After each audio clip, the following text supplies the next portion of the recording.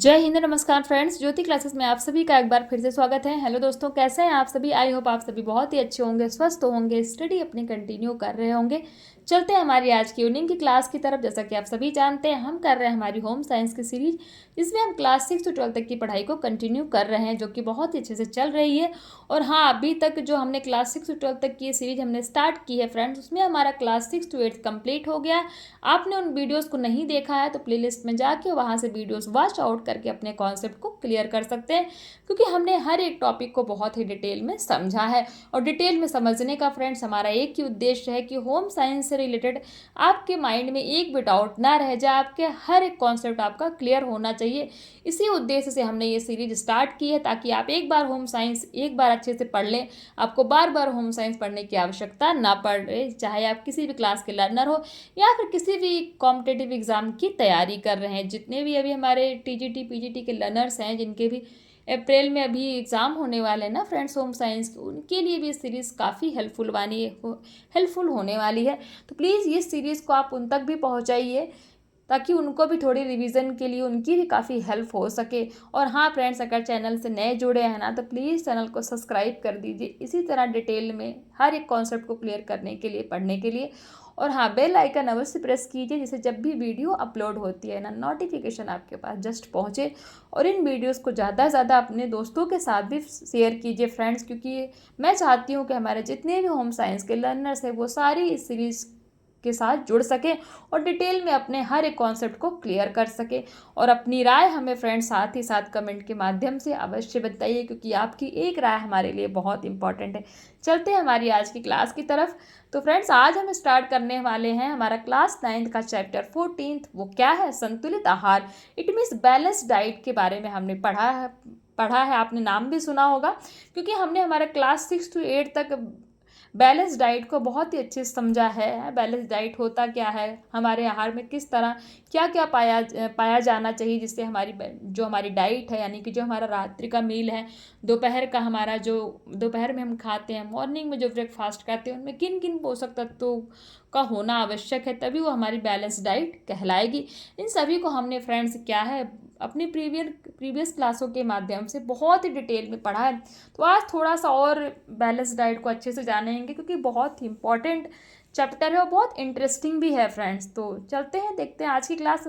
I hope आपने morning की class देखी होगी, जो हमने 9 बजे हमारी सुबह होती है, क्योंकि बहुत ही इंपॉर्टेंट है। क्योंकि उनमें फ्रेंड्स हमने क्या किया, हमारा चैप्टर 13 जो कंप्लीट हुआ है ना क्लास 9 का, उनके क्वेश्चन आंसर्स की हमने भरपूर प्रैक्टिस की है। तो आई होप आपने उस क्लास को देख ली होगी, नहीं देखी है तो प्लेलिस्ट में जाइए, इसको देखने के बाद आप उस क्लास को देखिए, आपके हर एक कॉन्सेप्ट उस क्वेश्चन आंसर के माध्यम से क्लियर हो जाएंगे। तो चलते हैं हमारी आज की क्लास की तरफ, देखते हैं संतुलित आहार, बैलेंस डाइट। और बैलेंस डाइट में हम पढ़ने क्या क्या वाले हैं, इसमें हम फ्रेंड्स पढ़ेंगे संतुलित आहार का अर्थ क्या होता है। हमने पढ़ा है 6, 7, 8 तीनों क्लास में हमने संतुलित आहार पढ़ा है।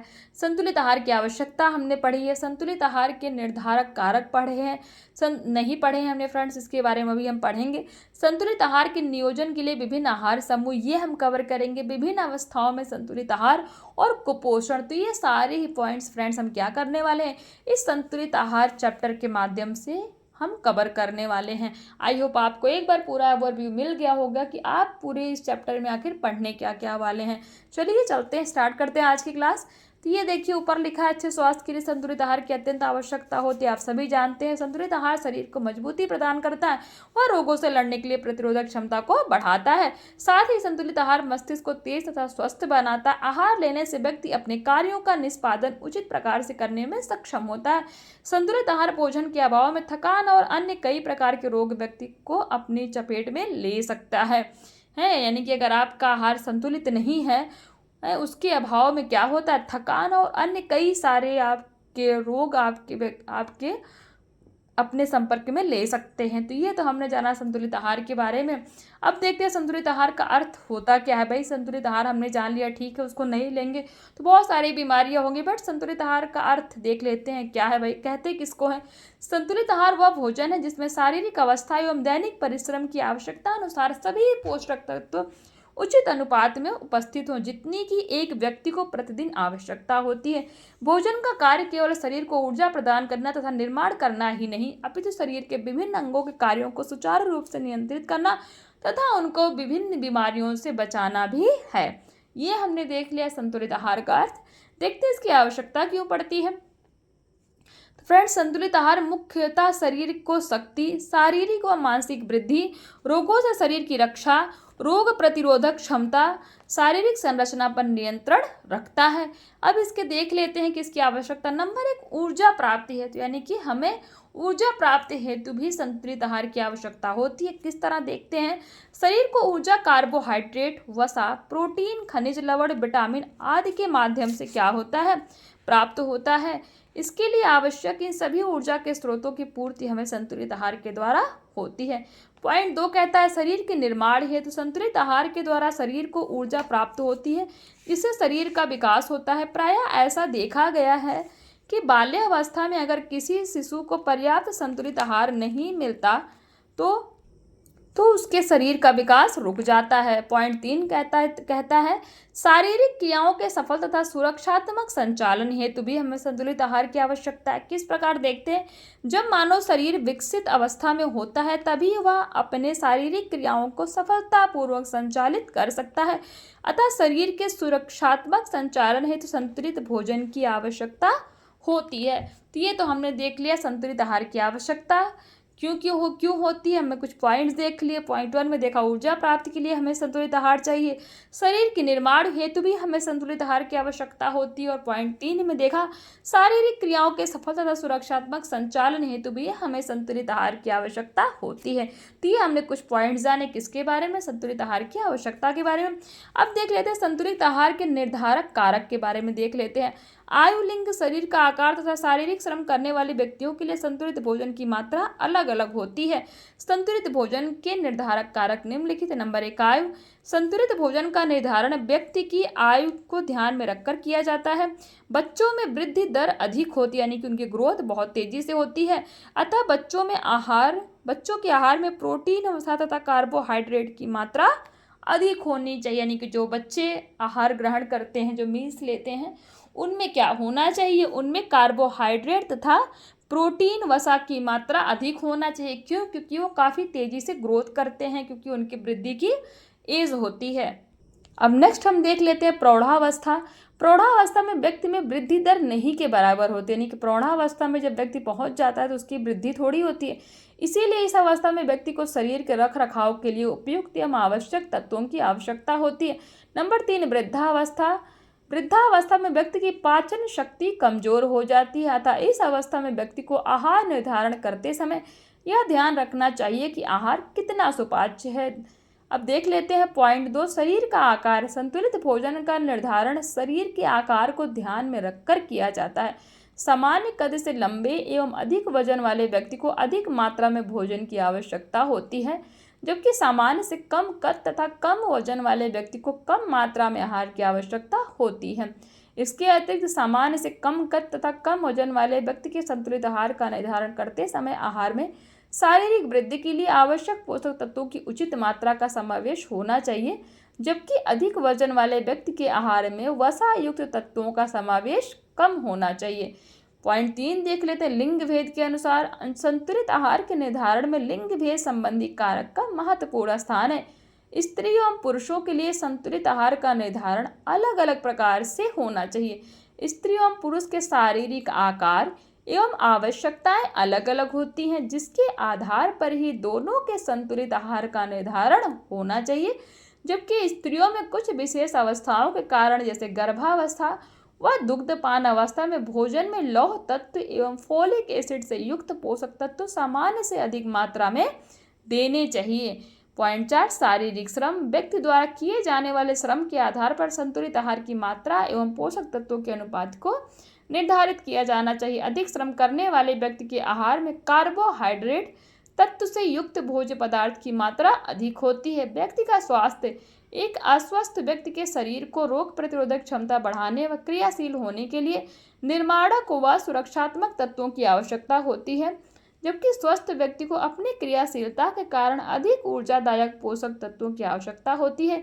यदि दोनों व्यक्तियों की क्रियाशीलता समान हो तो अस्वस्थ व्यक्ति की BMR यानी कि बसल मेटाबॉलिक रेट अधिक होने के कारण उसे अधिक ऊर्जा की आवश्यकता होती है, परंतु पाचन क्रिया कमजोर हो जाने के कारण भोजन के रूप में अंतर होता है। तो ये हमने क्या देखा, संतुलित आहार के निर्धारक कारक देखे, जिसमें एक देखा आयु, दूसरा देखा हमने क्या शरीर का आकार, तीसरा देखा हमने लिंग भेद और चौथा शारीरिक श्रम, पांचवा देखा व्यक्ति का स्वास्थ्य। यानी कि इन सभी आधार पर हमारा जो है क्या, हमारा आहार कैसा होना चाहिए इसके बारे में हमने देख लिया। अब जितने भी टॉपिक हमने कवर किए इनसे रिलेटेड कुछ क्वेश्चन आप स्क्रीन पर देख सकते हो और इनका स्क्रीनशॉट ले सकते हैं। क्वेश्चन 1 कहता है ऊर्जा प्राप्ति के 2 स्रोत के नाम बताइए जिससे ऊर्जा प्राप्त होती है। क्वेश्चन 2 कहता है किस अवस्था में व्यक्ति की पाचन शक्ति कमजोर हो जाती है, शरीर के वजन में वृद्धि किन तत्वों की मात्रा अधिक होने के कारण होती है। आई होप आपने क्वेश्चन आंसर की प्रैक्टिस ले ली होगी और आप इसको एज अ होमवर्क के रूप में सॉल्व भी अच्छे से करेंगे। चलते हमारे नेक्स्ट टॉपिक की तरफ देखते हैं। नेक्स्ट टॉपिक है फ्रेंड्स हमारा संतुलित आहार के नियोजन के लिए विभिन्न आहार समूह। तो संतुलित आहार के नियोजन के लिए खाद्य सामग्री के कुछ समूह निर्धारित किए गए हैं। आहार को संतुलित बनाने के लिए सभी समूहों की खाद्य सामग्रियों को किसी न किसी रूप में दैनिक आहार में सम्मिलित किया जाना चाहिए। वैज्ञानिकों ने 7 आहार समूह निर्धारित किए। कितने? 7। विभिन्न प्रकार के पोषक तत्वों की अनिवार्यता एवं महत्व के आधार पर भोज्य पदार्थों के समूह का वर्गीकरण निम्न प्रकार किया गया है। देखते हैं आहार समूह है, पोषक तत्व है, कहाँ से मिलते हैं ये, और खाद्य पदार्थ। तो प्रथम जो समूह है विटामिन ए, सी, लोहा एवं राइबोफ्लोबिन, ये कहाँ से प्राप्त होते हैं? हमें फल तथा हरी एवं पीली सब्जियों से। ध्यान दीजिएगा, पोषक तत्व यानी कि विटामिन ए, सी, लोहा एवं राइबोफ्लोबिन ये हमें कहाँ से मिलते हैं? फल तथा हरी एवं पीली सब्जियों में। और खाद्य पदार्थ जिनसे आप इनको पा सकते हो, आम, पपीता, मौसम के फल, हरी मटर, सहजन, पालक, मेथी, पुदीना, धनिया, शकरकंद, मूली, गाजर, सेम, काशीफल, फलियां इत्यादि। अब देखते हैं द्वितीय समूह विटामिन सी, खट्टे एवं रसीले फल व सब्जियां कौन कौन सी हैं देख लेते हैं। नींबू है, आंवला है, संतरा है, अमरूद, पत्ता गोभी, सहजन, हरी प्याज इत्यादि। ये सब क्या है? खट्टे एवं रसीले फल व सब्जियां हैं। तृतीय स्रोत हम यानी कि तीसरा देख लेते हैं। कार्बोहाइड्रेट हमें कहाँ से मिलता है? फल एवं अन्य सब्जियों से मिलता है। वो फल और अन्य सब्जियां हैं कौन कौन सी? आलू, शकरकंद, चुकरकंद, खीरा, फूल गोभी, बैंगन, अंजीर, सेब इत्यादि। चतुर्थ यानी कि जो चौथा हमारा विटामिन है, वो चौथा हमारा पोषक तत्व वो हमें कहाँ से मिलता है देखते हैं। तो जो चौथा हमारा समूह है और पोषक तत्व देख लेते हैं। Vitamin A protein, calcium, phosphorus, thiamine तथा राइबोफ्लोबिन, ये सारे जो पोषक तत्व हैं कहाँ से मिलते हैं? दूध तथा दुग्धोत्पाद यानी कि दूध और दूध से मिलने वाले जितने भी उत्पाद होते हैं उनसे। और ये उत्पाद हैं कौन कौन से? दूध, दही, मट्ठा, पनीर, खोया, दूध पाउडर, लस्सी इत्यादि। यानी कि इन सभी से हमें क्या मिलता है? Vitamin A, protein, calcium, phosphorus, thiamine तथा राइबोफ्लोबिन। और पांचवा जो हमारा है क्या आहार समूह, प्रोटीन किससे मिलता है? मांस, मछली, दालों से हमें प्रोटीन मिलता है। और किन मांस, मछली, दालों से मिलता है देख लेते हैं। मांस, मछली, अंडा, दालें, सोयाबीन, मेवे, सूखी मटर इत्यादि। जो हमारा छठा समूह है विटामिन बी, लौह तथा फास्फोरस ऊर्जा का स्रोत, यानी कि विटामिन बी, लौह तथा फास्फोरस ऊर्जा हमें कहाँ से मिलती है? अनाज से मिलती है। और अनाज में गेहूँ, चावल, मक्का इत्यादि। और जो सातवां जो हमारा आहार समूह है वो क्या है? वसा। वसा हमें कहाँ से प्राप्त होती है? घी, तेल तथा शर्करा। और ये सारे है क्या, यानी कि कौन कौन से खाद्य पदार्थ में घी, तेल तथा शर्करा मिलता है? मक्खन, घी, वनस्पति तेल, सरसों तथा तिलहन इत्यादि। यानी कि इन सभी में हमें ये सारी चीज़ें मिलती हैं। आई होप आपको संतुलित आहार के नियोजन के लिए विभिन्न आहार समूह भी समझ में आ गया होगा। आप इसका भी स्क्रीनशॉट ले सकते हैं और इनको याद कर सकते हैं क्योंकि बहुत ही इम्पॉर्टेंट है फ्रेंड्स, एग्ज़ाम के पॉइंट ऑफ व्यू से हैं। तो आई होप ये समझ में आया होगा आपको। नेक्स्ट हमारा टॉपिक कवर कर लेते हैं विभिन्न अवस्थाओं में संतुलित आहार।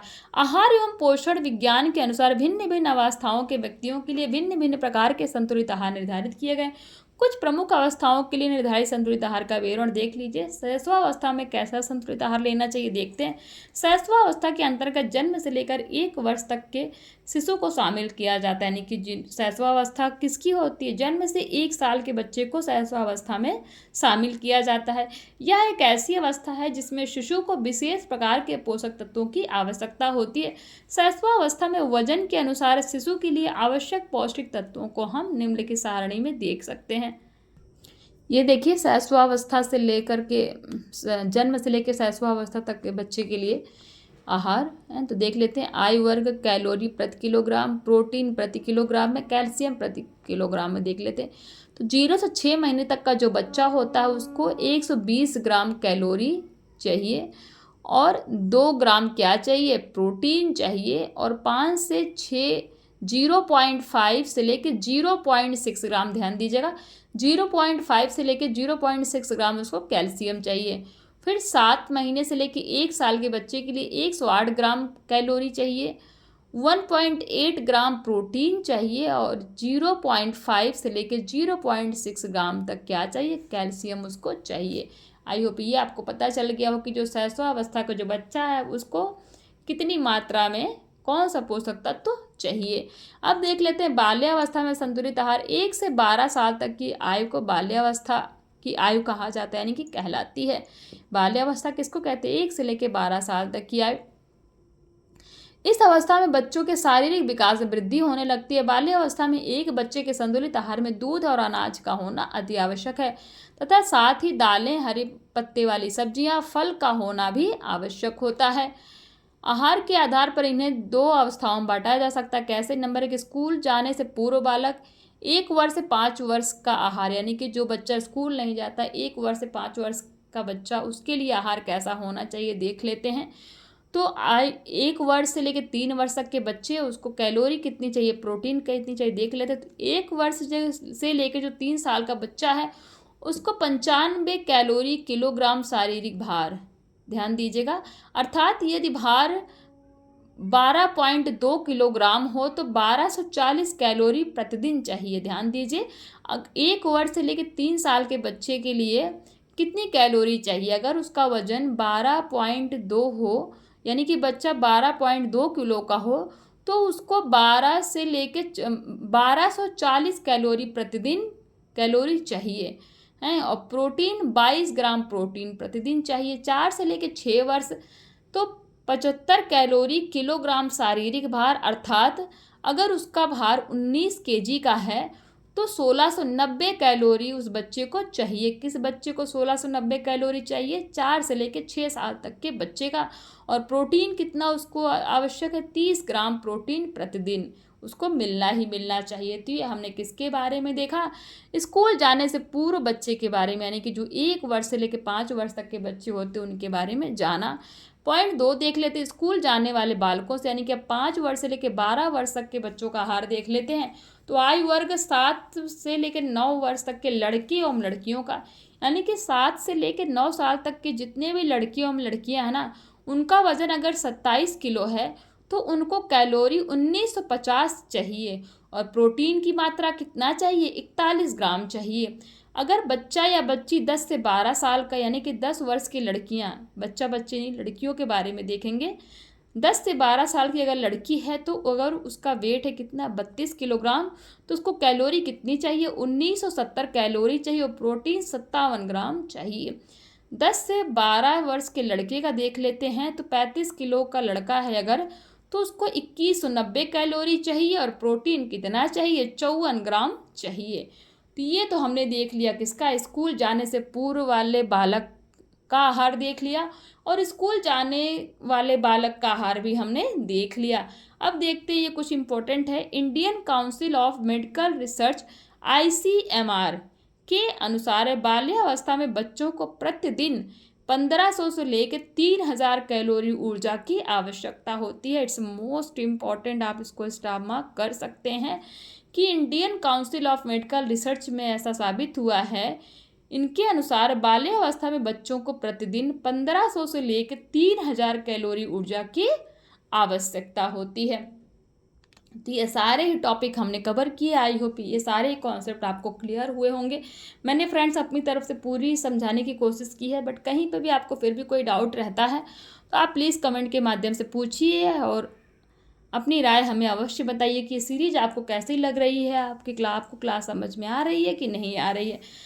आज की क्लास यहीं तक। और ये जो हमारा किशोरावस्था देखेंगे, हमने शैशवावस्था देख लिया, बाल्यावस्था देख लिया। बाल्यावस्था को 2 भागों में बांटा गया है, उसके बारे में हमने देख लिया। बाल्यावस्था के 2 भाग कौन से, 1 वर्ष से लेकर 5 वर्ष तक का बच्चा और 5 से लेकर 12 वर्ष तक के बच्चे, यानी कि 2 भाग में बट गए। इनको भी हमने देख लिया और इनका आहार देख लिया कि इनको प्रतिदिन कितनी कैलोरी और कितना प्रोटीन चाहिए। अब नेक्स्ट क्लास में हम कवर करेंगे फ्रेंड्स किसको, किशोरावस्था को, यानी कि 12 से लेकर 18 वर्ष में किशोरावस्था की, यानी कि एडल्ट। तो इसके बारे में, यानी कि हम अडल्टहुड के बारे में हम हमारी नेक्स्ट क्लास में फ्रेंड्स स्टार्ट करेंगे। मिलते हैं हमारी नेक्स्ट क्लास में, तब तक के लिए जय हिंद, नमस्कार। हंसते रहिए, मुस्कुराते रहिए, एक दूसरे की हेल्प करते रहिए।